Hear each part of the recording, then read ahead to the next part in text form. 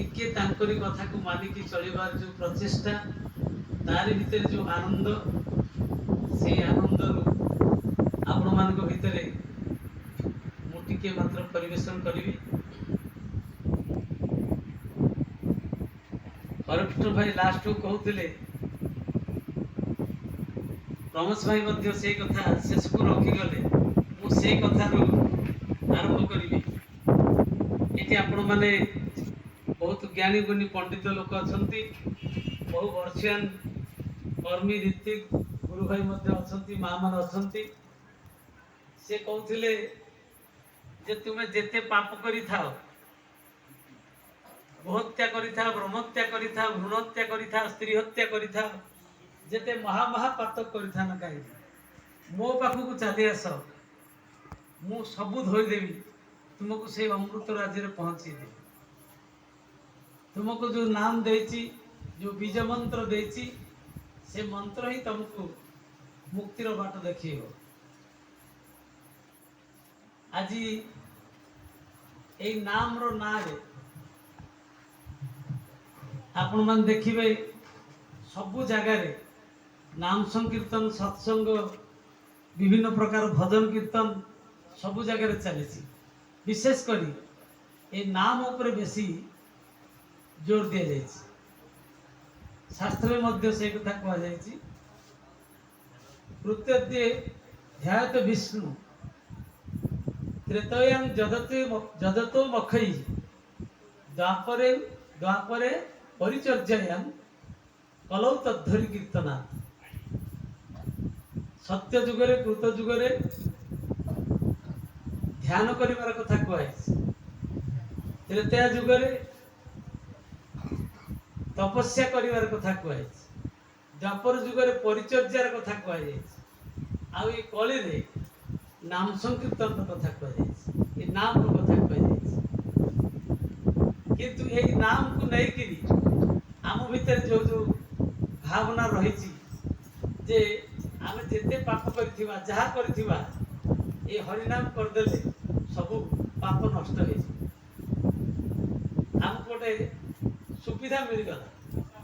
तेणु आपण मान देखिए विभिन्न जगार मुझे समालोचना करनी अष्टप्रहर नाम संकीर्तन ठू आरंभ करी केते कथा होची रामचरित मानस ठू आरंभ करी गीता यज्ञ भागवत पारायण केते कथा होची मु सेई कथारु आरंभ करी से संत तुलसीदासंकर से नाम ऊपर जो सब कथा है राम नाम सुमिरत रे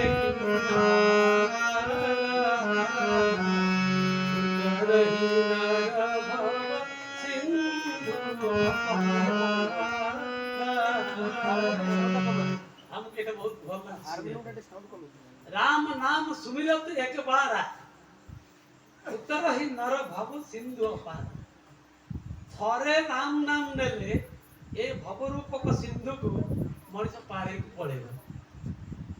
आपण मान भितर आपण मैंने कहतु आपण मान थरे हरि नाम नहीं नांती थरे राम नाम नहीं नांती पुणी कौन कह जाए भाय को भाय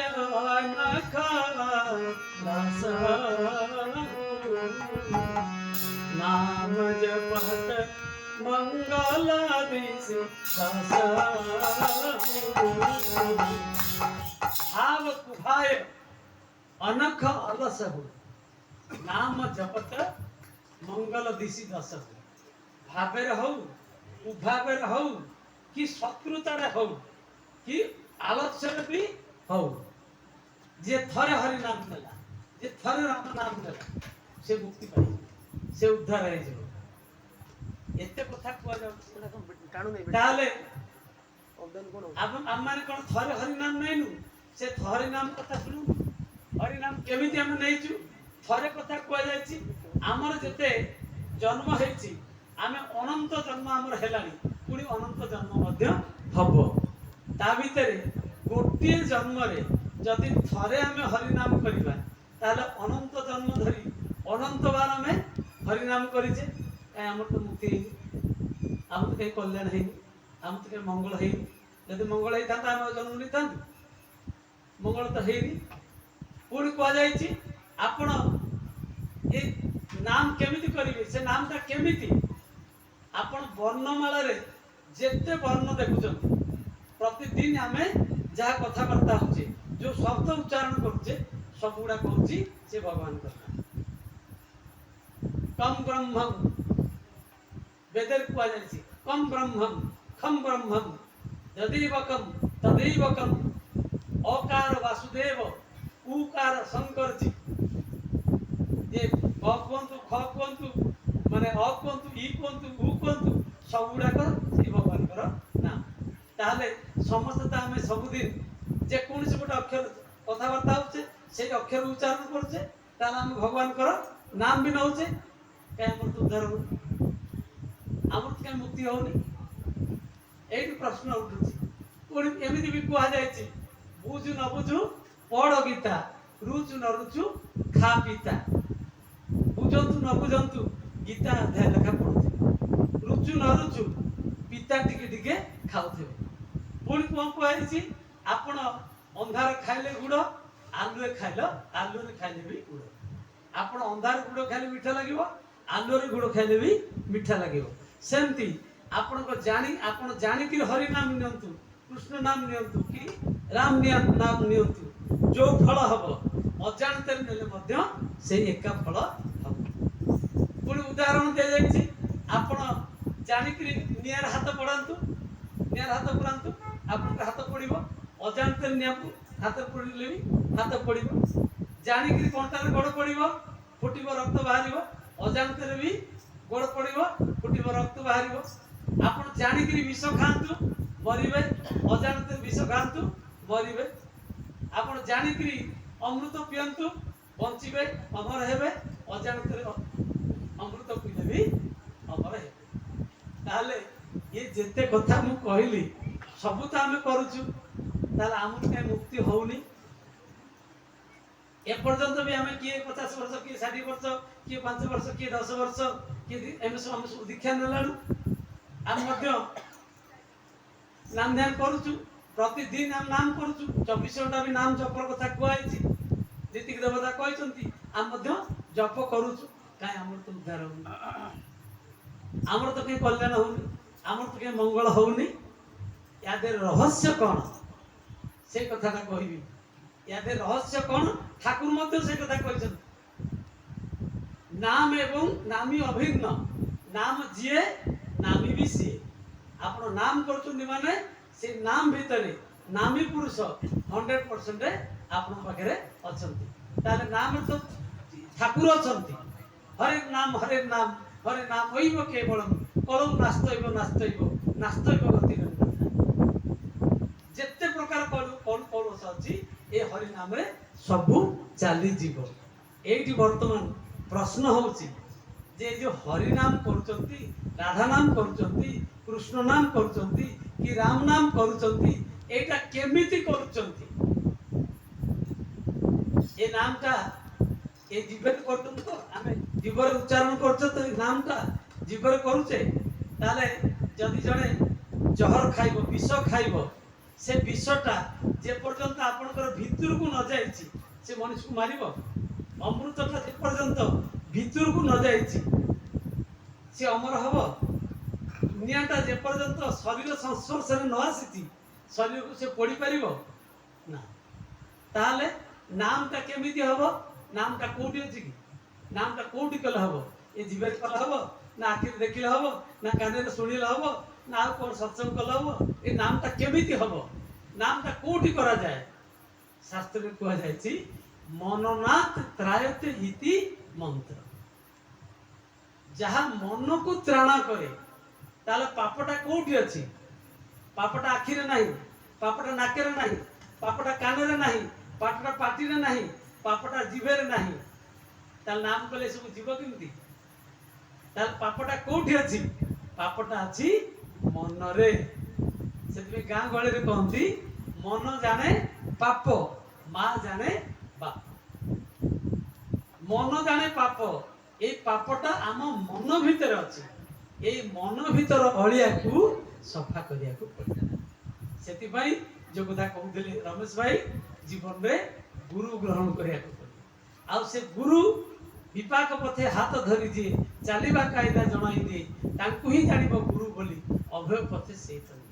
ସେ ଗୁରୁ ଆସିକିରି ଆମକୁ ହାତ କଲମରେ ଶିଖେଇ ଦିଅନ୍ତି ଏଇ ମନ ଭିତରୁ ଏଇ ପାପଟା କେମିତି ଯିବ। ସେଥିପାଇଁ ଆମକୁ ନୀତି ନିୟମ ବିଧି ବିଧାନ ଦିଅନ୍ତି ସେ ଦୀକ୍ଷା ମାଧ୍ୟମରେ। ଯଜନ ଯାଜନ ଇଷ୍ଟବୃତ୍ତି ସ୍ୱସ୍ତନି ସଦାଚାର। ଜଣେ ଯଦି ଠିକ ଠିକ ଭାବରେ ତାକୁ ପରିପାଳନ କରିବ ତା ମନରୁ ପାପ ସବୁ ଧୋଇଯିବ। ଆଉ ମନରୁ ପାପ ଧୋଇଗଲେ କଣ ହବ ନା ମନ ନିର୍ମଳ ହେଲେ ଗଡ଼ିଆ ଗଙ୍ଗା କହନ୍ତି। ମନ ଚାଙ୍ଗା ତ କଠୋର ତୁମେ ଗଙ୍ଗା। ମନ ଯଦି ଠିକ ଅଛି ତାହେଲେ କଠୋର ମଧ୍ୟ ଗଙ୍ଗା, ସବୁ କିଛି ପବିତ୍ର ହେଇଯିବ। ସେଥିପାଇଁ ସେ ସନ୍ତ ତୁଳସୀ ଦାସ କହୁଛନ୍ତି ନିର୍ମଳ ମନ ଜନ ସୋମରି କପଟ ମୋହି ଶୀତଳ ନିର୍ମଳ ମନ ଜନ ସୋମୋହି ପାୱା। ଯାହାର ମନ ନିର୍ମଳ ଥିବ ସେ ହିଁ ମତେ କେବଳ ପାଇବ। ଆଉ ଛଳ କପଟ ମୋହି ଛିଦ୍ର ନ ବାହାରୁ। ଯେ ଛଳ କପଟ ଆମେ ଖାଲି ଉପରେ ଉପରେ ହରିନାମ କରୁଛେ, ଉପରେ ଉପରେ ସତ୍ସଙ୍ଗ କରୁଛେ, ଭିତର କିନ୍ତୁ ସଫା ହଉନି। ମୁଁ 50 ବର୍ଷ ହେଲାଣି ଦୀକ୍ଷା ନେଲାଣି, ପ୍ରତିଦିନ ମୁଁ ଅକ୍ରୋଧୀ ଅମାନି କହୁଛି, କିନ୍ତୁ ମୋର ଯୋଉ କ୍ରୋଧ ସେଇ କ୍ରୋଧ ଅଛି, ଯୋଉ ମାନ ସେଇ ମାନ ଅଛି, ମୁଁ ଯାହା ଥିଲି ସେଇଆ ଅଛି। ମୋ ଭିତରେ କିଛି ପରିବର୍ତ୍ତନ ଆସୁନି, ମୋ ମନର ପରିବର୍ତ୍ତନ ହଉନାହିଁ। ତାହେଲେ ମୋର କେମିତି ଈଶ୍ୱର ପ୍ରାପ୍ତି ହବ, ମୁଁ କେମିତି ଫଳ ପାଇବି? ଏ ମନଟାକୁ ঠিক କରିବାକୁ পড়বে। ঠাকুর কইলে মনটা ঠিক সব সময় ঠান্ডা রাখিস সব কাজ হবে।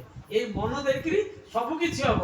পূজ্যপাল শ্রী শ্রী অবিন্দা কହୁଛନ୍ତି ଏ ମନ ହଉଛି ସବୁଠାରୁ ବଡ଼ କଚରା ଘର। ସବୁଠାରୁ କଚରା ଯେତେ ପ୍ରକାର ଅଳିଆ ଆବର୍ଜନା ଅଛି ଏ ମନ ଭିତରେ ଅଛି।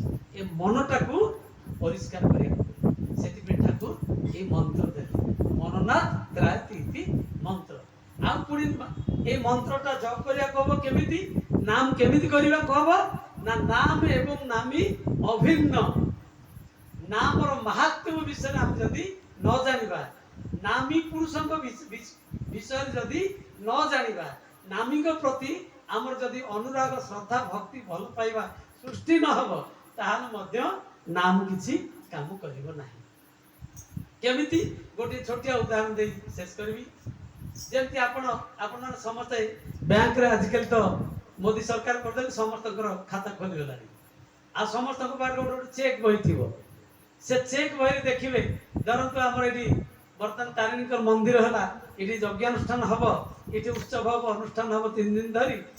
ଏଠି ଜଣେ ଆସିଲା, ମନକୁ କହିଲା ଗୋଟେ ଚେକ୍ ଲେଖିକି ଆଣିଲା। ଏଠି ଯିଏ କର୍ମକର୍ତ୍ତା ଅଛନ୍ତି ଅକ ଭାଇକି ସେ ଦେଲେ, ଧରନ୍ତୁ ଚେକ୍ଟା ବଢ଼େଇ ଦେଲେ, ସେ ଭାରି ଖୁସି ହେଇଗଲେ, ଆମକୁ ମାଗିବାକୁ ପଡ଼ିଲାନି, ଚେକ୍ଟେ ଦେଇଦେଲେ। ବାহ, ବହୁତ ବଢ଼ିଆ ଲୋକ, ବହୁତ ଭକ୍ତ ଲୋକ, ହଉ ଠିକ୍ ଅଛି ଆପଣ ପ୍ରସାଦ ପାଇକି ଯିବେ। ସେ ପ୍ରସାଦ ପାଇକି ଗଲେ, ଅକ୍ଷୟ ଭାଇ ସେ ଖାମଟା ଖୋଲିକିରି ଚେକ୍ଟା ଦେଖିଲେ, ଦେଖିଲା ବେଳକୁ ଟଙ୍କାଟେ ଲେଖା ହେଇଛି, ମାତ୍ର ଟଙ୍କାଟେ। ତାଙ୍କ ମନଟା କ'ଣ ହେଇଥିବ? ଟଙ୍କାଟେ ଲେଖା ହେଇଛି, ସେ 50 ଟଙ୍କାର ପ୍ରସାଦ ପାଇକିରି ଗଲେ। ହଉ ଠିକ୍ ଅଛି। ତା ପରଦିନ ଆଉ ଜଣେ ଆସିଲେ, ଆଜ୍ଞା ଆପଣଙ୍କର ଏଠି ଯଜ୍ଞ ହବ, ଆଉ ମୁଁ ମଧ୍ୟ କିଛି ଡୋନେଟ୍ କରିବାକୁ ଚାହୁଁଛି। ସିଏ ଗୋଟେ ଚେକ୍ ଦେଲେ। ଏ ମନେ ମନେ ଭାବୁଛନ୍ତି ଟଙ୍କାଟେ ନୁହଁ ତ, ଦେଖିକି ଖୋଲିଲା ବେଳକୁ ସେଟା 100 ଟଙ୍କା। ମନଟା ଠିକ୍ ବୁଝିଲା, ହଉ ଠିକ୍ ଅଛି 100 ହେଲା।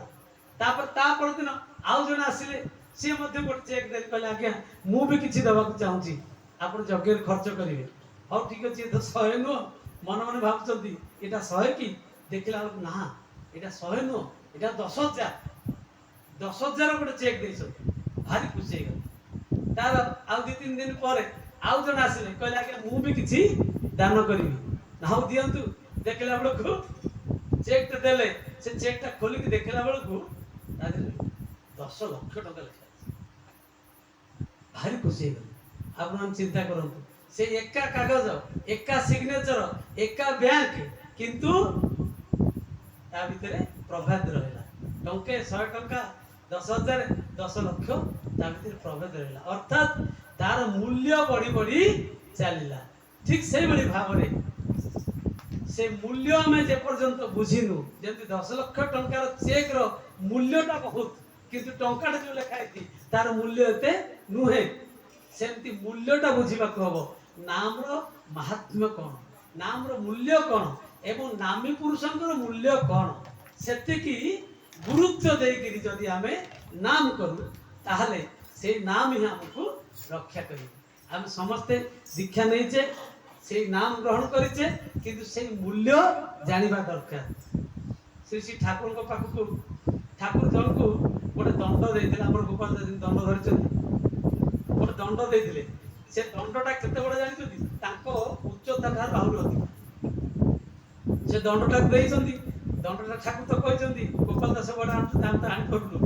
गाड़ी मोटर जीवा से कला बाहाना देखि कानु ठीक नुहे तो से भाई जनक बहुत दूर आसती आसाम आसाम आड़ आसती ट्रेन आसवे बस आसवे विभिन्न प्रकार माध्यम आसिक आसन में पहुँचे सी सब दंडटा सांगे नहीं कि आसती आउ थे कौन कर ठाकुर पाक आसती से दंडटा आनी ना ठाकुर पाक प्रणाम कले ठाकुर कहले कि तोर दंड कौन है ना ठाकुर एत बाट आसबि ट्रेन आसबि बस आसबि टिकेट मिलूनी एत ठेला पेला आसबि एत जाम भीतर आसबि तेणु मु दंड आनिलिनी दंडटा थोई देकी आसिली ठाकुर कहले तू दंडटा थोई दे आसिल ना आगे हाँ थोई दे आसिल ना दंडटा किए दंड को तते काहे देथिली काहे संगे नवा को कहिथिली मु निजे दंड तू मते थोई देकी आसिलु जदी मु तोर एत असुविधा करूची तोर जीवा आसीबारे तोर बसिबा उठे एत असुविधा करूची